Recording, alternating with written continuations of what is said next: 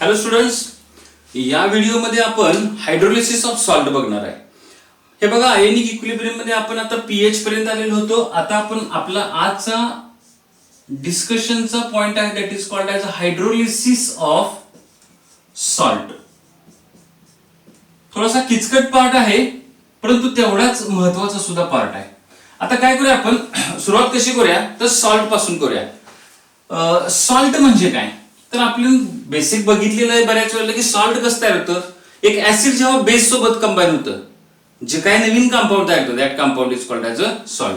म्हणजे कुठलंही सॉल्ट तयार व्हायचं असेल तर आपल्याला काय करायला पाहिजे बघा, एक ऍसिड घ्या आणि त्याच्यामध्ये काय ऍड करा, तुम्ही बेस ऍड करा. काय तयार होईल तुमचं, सॉल्ट प्लस वॉटर. ही न्यूट्रलायझेशनची रिएक्शन बऱ्याच वेळेला 10वी पर्यंत तुम्ही शिकलेला आहात, 11वीत शिकलेला आहे. काय होतं बघा, एक ऍसिड बेस सोबत कंबाईन होऊन सॉल्ट आणि वॉटर तयार करतं.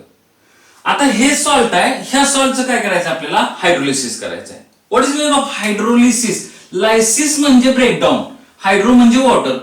कुणाचं, सॉल्टचं ब्रेकडाऊन करायचं आहे बाय एडिशन ऑफ वॉटर. म्हणजे आपण इथं काय करायचं आहे, सॉल्ट इथं मी खाली लिहितो हायड्रोलिसिस रिएक्शन, किंवा एक काम करू इकडे लिहूया आपण. इथं मी सॉल्ट घेतो, त्याच्यामध्ये वॉटर ऍड करतो. आता सॉल्ट मध्ये वॉटर ऍड केलं तयार काय होईल, ऑब्विसली ज्याच्यापासून ते तयार झाले तेच तयार होतील ना. एक ऍसिड तयार होईल, एक बेस तयार होईल. याचा अर्थ आपण ह्या सॉल्टला काय केलं, ब्रेक केलं. मग breaking of this salt by addition of water is called as a hydrolysis. Lysis म्हणजे ब्रेकडाऊन.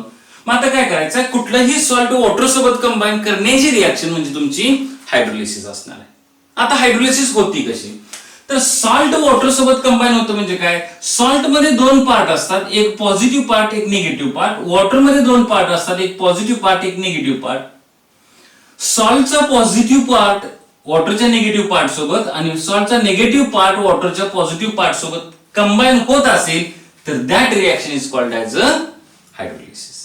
आलं लक्षात. आता पॉझिटिव्ह निगेटिव्ह पार्ट सोडा, आपण एक काम करूया, सॉल्टला पॉझिटिव्ह पार्ट आणि निगेटिव्ह पार्टचा अर्थ काय. सॉल्टचा पॉझिटिव्ह पार्ट म्हणजे कोण तर कॅटायन, निगेटिव्ह पार्ट म्हणजे कोण तर एनायन.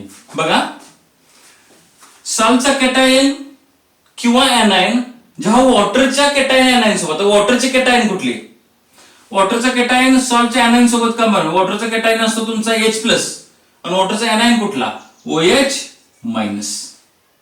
हे दोन कुणापासून आहेत, सॉल्ट पासून. हे बघा, कॅटायन एनायन कुणापासून, सॉल्ट पासून. आणि हे OH मायनस आणि H प्लस कुणापासून आले, वॉटर पासून आले. जर तुमच्या सॉल्टचा कॅटायन वॉटरच्या OH मायनस सोबत म्हणजे एनायन सोबत कंबाईन झाला तर that is called as hydrolysis. जर तुमचा सॉल्टचा एनायन वॉटरच्या पॉझिटिव्ह पार्ट म्हणजे कॅटायन सोबत कंबाईन झाला तर that is called as a hydrolysis. म्हणजे हायड्रोलिसिसचं सिंपल मिनिंग समजलं का, रिएक्शन बिटवीन द कॅटायन और anion of the salt with the water or the cation anion of the water is called as a hydrolysis. मग आता ह्याच्यामध्ये होतं कसं, सॉल्टचा cation anion एकतर कॅटायन कंबाईन होईल, एकतर एनायन कंबाईन होईल, किंवा दोन्हीही कंबाईन होतील. सॉल्टचा कॅटायन एनायन किंवा दोन्ही पैकी कुठलाही आयन किंवा दोन्ही आयन ज्या वॉटर सोबत कंबाईन होतात that reaction is called as a hydrolysis. मग हायड्रोलिसिस झाल्यावर होतं काय तर आपल्याला तीन प्रकारचे सोल्युशन मिळू शकतात. कसं कसं बघा, हायड्रोलिसिसची डेफिनेशन मी इथे लिहितो. हायड्रोलिसिस म्हणजे काय, द रिएक्शन इन विच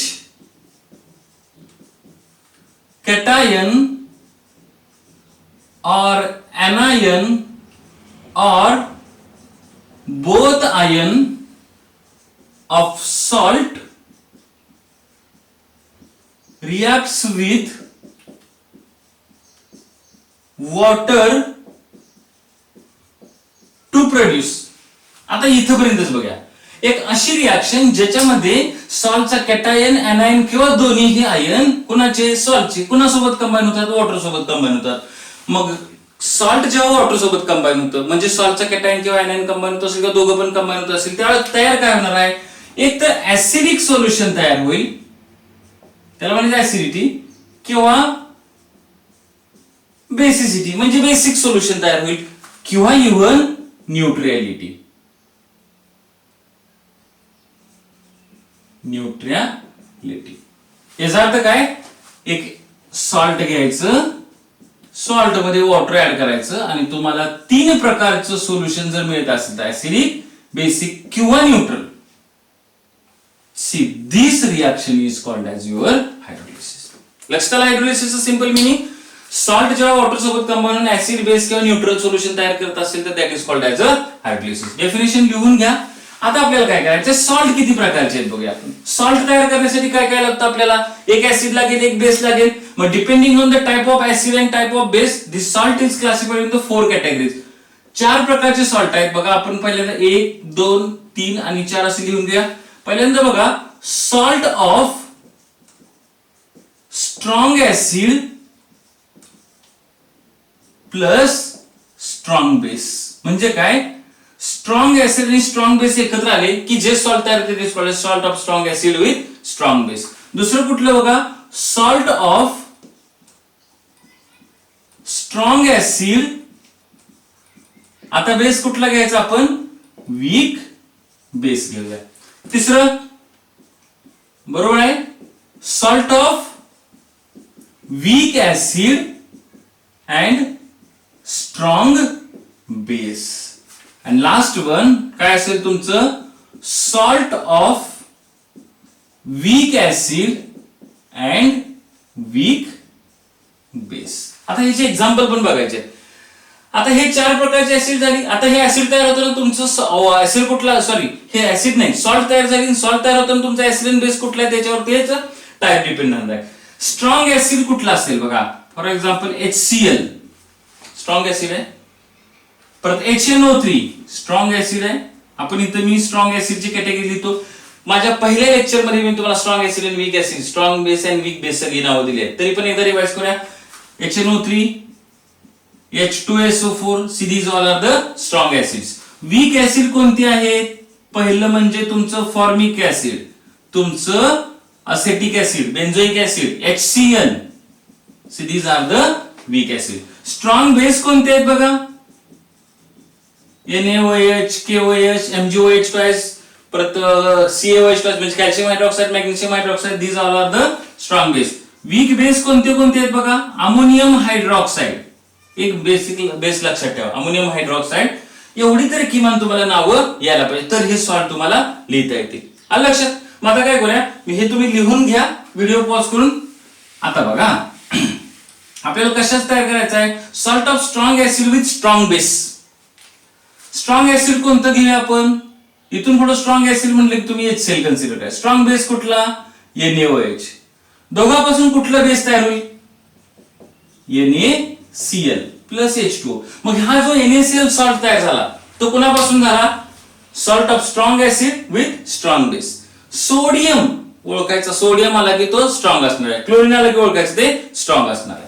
चलो आता स्ट्रॉंग ऍसिड कुठले, इथं दुसऱ्या टाइपचं बघा HCl प्लस वीक बेस कुठलं, मग अशी घेतलं होतं की ammonium hydroxide. When HCl combine with ammonium hydroxide आपल्याकडे काय तयार होतं, अमोनियम क्लोराइड तयार होईल. This ammonium chloride is the salt of strong acid with weak base. आता वीक ऍसिड कुठलं, हे एक लक्षात ठेवा. असेटिक ऍसिड स्ट्रॉंग बेस कुठलं, NaOH.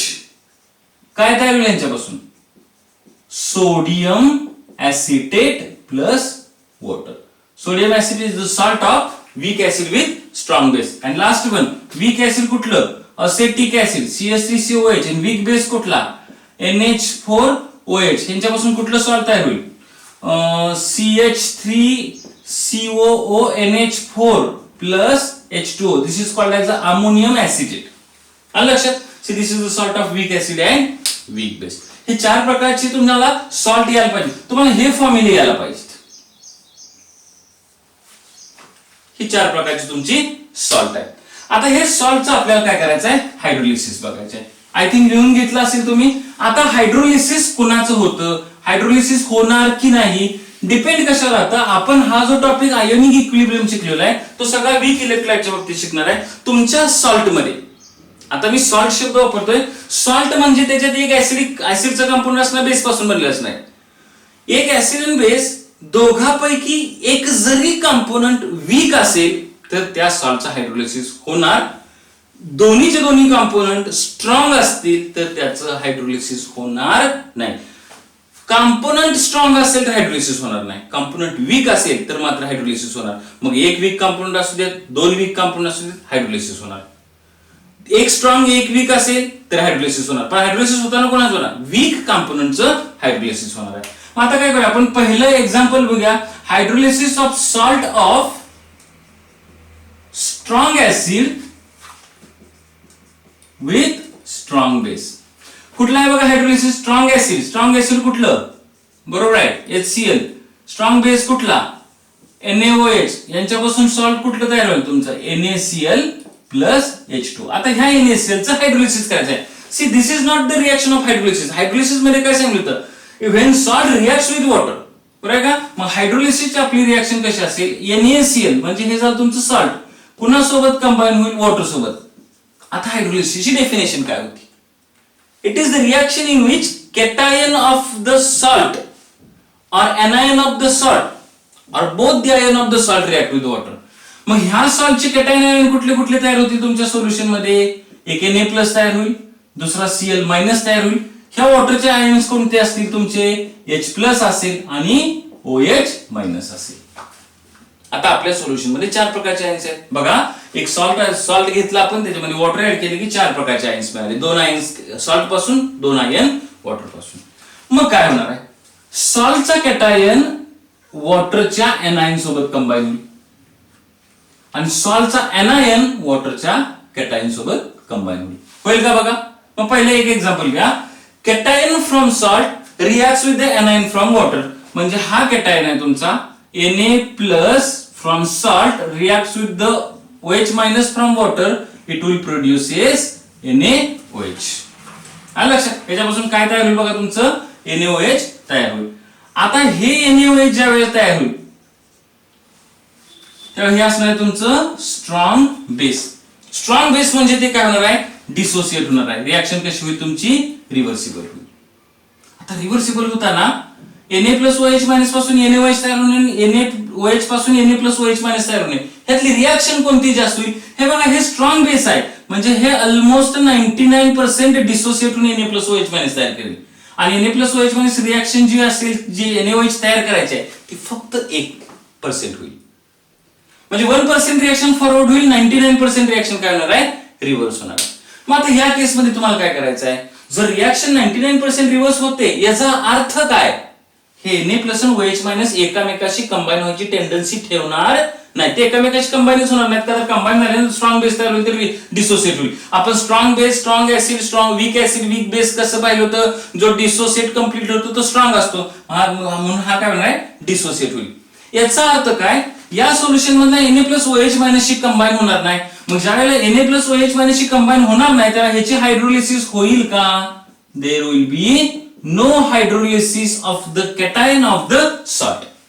ज्यावेळेला तुम्ही NaCl वॉटर मध्ये ऍड केलं, जो कॅटायन तयार होईल तो वॉटरच्या एनायन सोबत कंबाईन व्हायची टेंडन्सी ठेवणार नाही.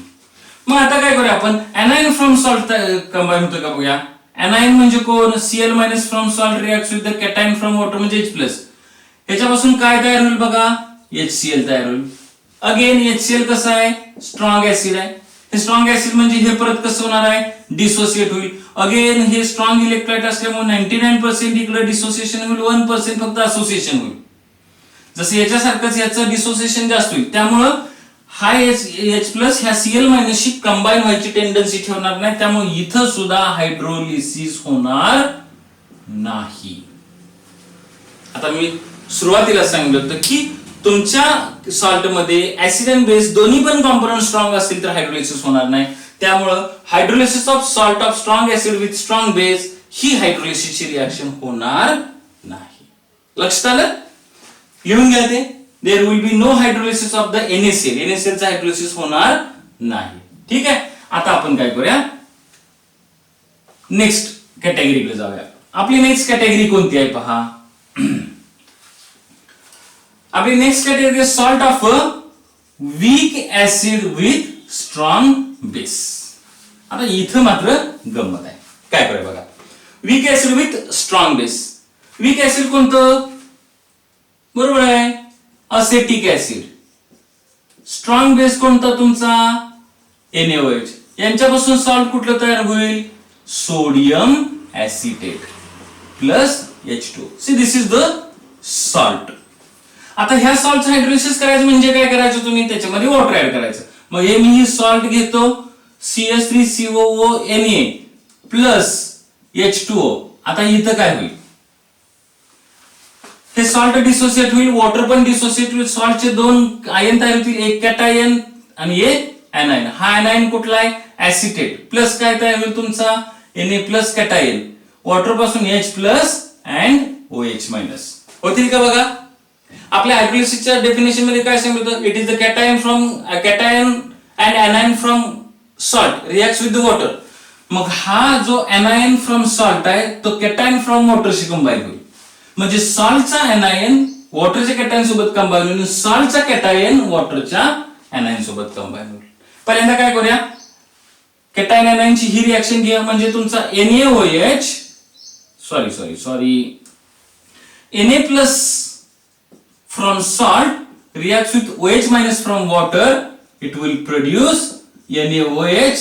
आता थोड्या वेळापूर्वी सांगितल्याप्रमाणे हे स्ट्रॉंग इलेक्ट्रोलाइट असल्यामुळे हे परत काय होईल, डिसोसिएट होईल. 99% डिसोसिएशन होईल, 1% फक्त ह्याचं असोसिएशन होईल. त्यामुळे इथं there will be no hydrolysis, इथं हायड्रोलिसिस होणार नाही. याचा अर्थ काय, सॉल्टचा कॅटायन हायड्रोलिसिस करणार नाही, तो वॉटरच्या एनायन सोबत कंबाईन होणार नाही. आता आपण असं बघूया, सॉल्टचा एनायन वॉटरच्या कॅटायन सोबत कंबाईन होतो का बघूया. सॉल्टचा एनायन कुठला, CH3COO मायनस, कॅटायन कुठला H प्लस. याच्यापासून काय तयार होईल तुमचा CH3COOH. हा इथं गमत आहे, हा काय आहे तुमचा वीक ऍसिड आहे, आणि वीक ऍसिड परत डिसोसिएट होईल पण किती होईल, 5% होईल. 95% याचा असोसिएशन होणार आहे. याचा अर्थ काय, तर CH3COO म्हणजे acetate ion from salt reacts with the H plus from water to produce CH3COOH. आलं लक्षात. यांच्यापासून काय तयार होतं तुमचं वीक ऍसिड आहे, आणि ते वीक ऍसिड काय होणार नाही, तुमचं ऍसिड डिसोसिएट होणार नाही. त्यामुळे मग ओव्हरऑल रिएक्शन काय असेल, सॉल्टचा कुठला पार्ट वॉटर सोबत कंबाईन व्हायची टेंडन्सी ठेवतो, एनायनचा. मग ओव्हरऑल रिएक्शन कशी असेल तुमची, this is called as equation of hydrolysis. आता हायड्रोलिसिसचं इक्वेशन काय असेल बघा. हायड्रोलिसिस इक्वेशन काय, anion from salt reacts with the water, काय तयार होईल, रिव्हर्सिबल एरो होईल, कारण इकडे वीक इलेक्ट्रोलाइट तयार होतो ना, रिव्हर्सिबल एरो काय होईल तयार तुमचा CH3COOH plus OH minus. See, this is the final equation of hydrolysis of this salt. ह्या सॉल्ट हायड्रोलिसिस. आता आपल्या हायड्रोलिसिसची डेफिनेशन परत एकदा कितीतरी वेळा डेफिनेशन येते. It is the reaction in which anion from salt reacts with the water to produce acidity, basicity or alkalinity. Sorry neutrality. मग मला सांगा, इथं हा एनायन वॉटर सोबत कंबाईन झाल्यानंतर एक रिझल्टिंग सोल्युशन तयार झालं. त्या रिझल्टिंग सोल्युशन मध्ये तुमचे OH मायनस आयन फ्री आहेत ना, म्हणजे OH मायनस आयन फ्री असतील तर तुमचं सोल्युशनचा टाइप कोणता असणार आहे. याचा अर्थ या सोल्युशनचा pH it should be greater than 7, म्हणजे हे बेसिक सोल्युशन तयार झालं. सोल्युशन कुठल्या प्रकारचं झालं तुमचं, बेसिक सोल्युशन. आपली डेफिनेशन सॅटिस्फाईड होते की anion from salt reacts with water to produce basic solution. And see, this is all about the hydrolysis of salt of weak acid and strong base. लक्षात आलं. आता काय करायचंय, हे लिहून घेतलं. आता तिसरी कॅटेगरी आपली, पहिली कॅटेगरी होती स्ट्रॉंग ऍसिड स्ट्रॉंग बेस, त्याचं तर हायड्रोलिसिस झालं नाही. दुसरी कॅटेगरी होती वीक ऍसिड स्ट्रॉंग बेस, त्याचं हायड्रोलिसिस झालं आणि तुमचं बेसिक सोल्युशन तयार झालं. आता तिसरी कॅटेगरी मध्ये मी काय करतोय, इथं strong acid and weak base घेतो. आता स्ट्रॉंग ऍसिड कोणतं, मगाशी सांगितल्याप्रमाणे HCl. वीक बेस कुठला, तुमचा अमोनियम हायड्रॉक्साइड. ह्यांच्यापासून सॉल्ट कुठलं तयार होईल, अमोनियम क्लोराइड प्लस H2. हे अमोनियम क्लोराइड हे तुमचं काय झालं, सॉल्ट. आता याचं हायड्रोलिसिस करायचं आहे. आता तुम्हाला रिएक्शन येईल, ammonium chloride NH4Cl plus H2O. आता मला सांगा, ह्यामध्ये आपले आयन्स कोणते कोणते आहेत, अमोनियम क्लोराइड डिसोसिएट होईल कसं, NH4 plus plus Cl minus, water कसं डिसोसिएट होईल, H प्लस OH मायनस. हे बघा, हे जे दोन आयन आहेत ते सॉल्ट पासून आलेत, हे जे दोन आयन आहेत ते वॉटर पासून आलेले आहेत. मग सॉल्टचा कॅटायन वॉटरच्या एनायन सोबत कंबाईन होईल, सॉल्टचा एनायन वॉटरच्या कॅटायन सोबत कंबाईन होईल.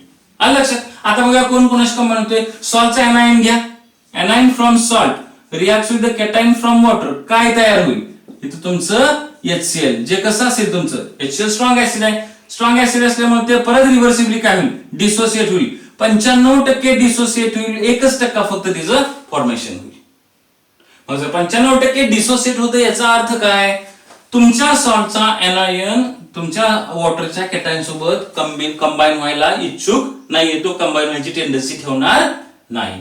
म्हणजे इथं हायड्रोलिसिस होईल का, there will be no hydrolysis. आता काय करूया आपण, सॉल्टचा कॅटायन घेऊया. सॉल्टचा कॅटायन कुठला, तुमचा ammonium ion NH4 plus OH minus ion from water. काय तयार होईल तुमचं NH4OH. हा NH4OH कसं आहे, वीक बेस आहे. साहजिक आहे, वीक बेस आहे म्हणजे ते अगदी कमी प्रमाणात, म्हणजे अगदी फक्त 5% डिसोसिएट होईल, राहिलेलं 95% रिएक्शन फॉरवर्ड दिशेने जाईल. म्हणजे इथं तुमच्या सॉल्टचा एनायन वॉटर सोबत कंबाईन व्हायला किंवा वॉटरच्या H+ सोबत कंबाईन व्हायला इच्छुक नाही, पण सॉल्टचा कॅटायन वॉटरच्या एनायन सोबत मात्र कंबाईन होऊन काय करू शकतो, वीक बेस तयार करू शकतो, जे परत डिसोसिएट व्हायची टेंडन्सी कमी ठेवते. इथं मात्र एनायन काय होतो, कंबाईन होतो. मग सॉल्टचा कुठला पार्ट वॉटर सोबत कंबाईन होतो, सॉरी एनायन नाही, कॅटायन. सॉल्टचा कुठला, कॅटायन. तर मग आपलं इक्वेशन फॉर काय असणार आहे, इक्वेशन फॉर हायड्रोलिसिस काय असेल, NH4 प्लस H2O gives काय, NH4OH प्लस H+.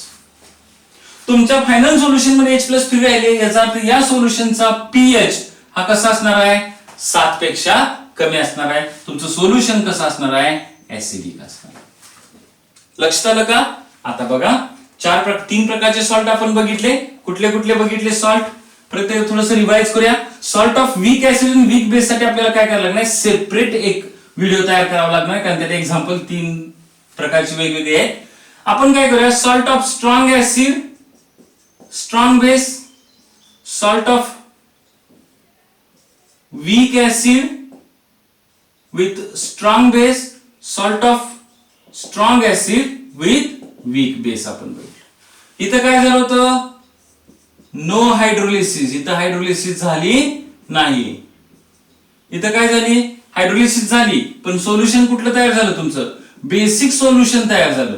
इथं कुठलं आता सोल्युशन तयार झालं, तुमचं ऍसिडिक सोल्युशन तयार झालंय. बारकाईने बघा, हायड्रोलिसिस ऑफ सॉल्ट नंतर जे रिझल्टिंग सोल्युशन तयार होईल ते ऍसिडिक, बेसिक किंवा न्यूट्रल असेल. कशावरून ठरवायचं, तुमच्या सॉल्ट मध्ये जो कंपोनंट स्ट्रॉंग आहे त्या स्ट्रॉंग कंपोनंटचा टाईपचं सोल्युशन तयार होईल. इथं बघा, स्ट्रॉंग कोण आहे, बेस आहे, तर बेसिक सोल्युशन झालं. इथे स्ट्रॉंग कोण आहे, ऍसिड आहे, तर ऍसिडिक सोल्युशन तयार झालं. म्हणजे हायड्रोलिसिस नंतर जे रिझल्टिंग सोल्युशन तयार होते ते काय होणार आहे, तुमचं ऍसिडिक असेल, बेसिक असेल, कशावर डिपेंड राहतं, तुमच्या सॉल्ट मधल्या ऍसिड आणि बेसची कोण स्ट्रॉंग आहे त्याच्यावर डिपेंड राहतं. दोन्ही पण स्ट्रॉंग असेल तर हायड्रोलिसिस होत नाही, म्हणजे जनरली न्यूट्रल सोल्युशन. त्याला तुम्ही असं म्हणू शकता की इथे न्यूट्रल सोल्युशन तयार होणार, कारण तुमच्या सोल्युशन मध्ये H+ आणि OH- दोन्ही पण आयन फ्री राहणार आहेत. का तर NaOH पण तयार होईल, HCl पण तयार होईल, स्ट्रॉंग ऍसिड, स्ट्रॉंग बेस तयार होणार. आलं लक्षात? हे लिहून घ्या. आता काय करायचं आहे, हायड्रोलिसिस ऑफ सॉल्ट मध्ये रिझल्टिंग सोल्युशन तयार कोणतं होईल ह्याची ट्रिक काय आहे. ट्रिक सिंपल आहे. काय करायचं आहे, तुमच्या कंपोनंट मधला जो कंपोनंट स्ट्रॉंग असेल त्या प्रकारचं सोल्युशन तयार होईल. लक्षात आलं का? आता सॉल्ट ऑफ वीक ऍसिड आणि वीक बेस आपल्याला थोडंसं वेगळा व्हिडिओ करावा लागणार, कारण त्याचे एक्झाम्पल्स 2-3 प्रकारचे एक्झाम्पल्स आहेत. त्यामध्ये ऍसिडिक सोल्युशन, बेसिक आणि न्यूट्रल पण तयार होऊ शकतं. ठीक आहे, ते व्हिडिओ तयार करायचा असेल तर हे लिहून घ्या. बाकीचं आपण नेक्स्ट व्हिडिओ मध्ये बघूया. थँक्यू.